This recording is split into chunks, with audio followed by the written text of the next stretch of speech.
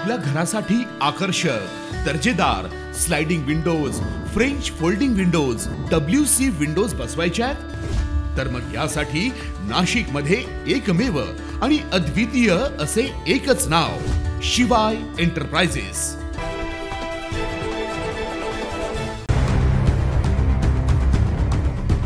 नाशिककरांची जीवनवाहिनी म्हणून ओळख असलेली सिटीलिंक बस सेवा सातत्यानं चर्चेचा विषय बनत चालली आहे। शहरातील त्र्यंबक रोडवरील त्र्यंबक विद्या मंदिर जवळ मंगळवारी रात्री 10 वाजताच्या सुमारास सिटीलिंक बस चालकाचं नियंत्रण सुटल्यानं बस थेट रस्त्याच्या मधोमध असलेल्या डिव्हायडरवर आदळली। या अपघातात डिव्हायडरचं मोठ्या प्रमाणात नुकसान झालंय।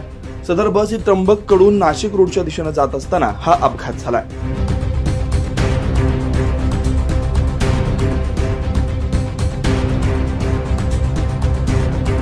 यावेळी बसमध्ये 5 ते 6 प्रवासी होते, मात्र सुदैवाने यात कोणालाही दुखापत झाली नाही।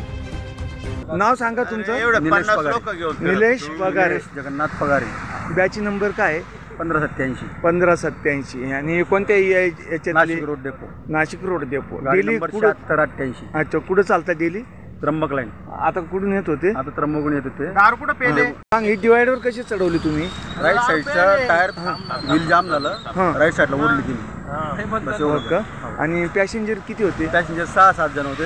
ते सोडले का? हा, ते दुसऱ्या ट्रान्सफर केले, बसमध्ये गेले? बसमध्ये आमच्या। सदर अपघाताची सातपूर पोलिसांना माहिती मिळताच त्यांनी घटनास्थळी जाऊन पाहणी केली। पुढील तपास सातपूर पोलीस करतात। मात्र सिटीलिंक बसच्या वारंवार होणाऱ्या अपघातांमुळे प्रवाशांमध्ये भीतीचं वातावरण निर्माण झालंय। चालकाची निष्काळजी वृत्ती, वाहतुकीतील बेफिक्री आणि यंत्रणेतील बेशिस्तपणामुळेच अशा घटना घडत असल्याचा आरोप प्रवाशांकडून केला जातोय। त्यामुळे सिटीलिंक प्रशासनानं याकडे गांभीर्यानं लक्ष देऊन कठोर उपाययोजना कराव्यात अशी मागणी आता जोर धरू लागली आहे। 9 न्यूज महाराष्ट्रासाठी प्रतिनिधी ज्ञानेश्वर आंधळे, नाशिक।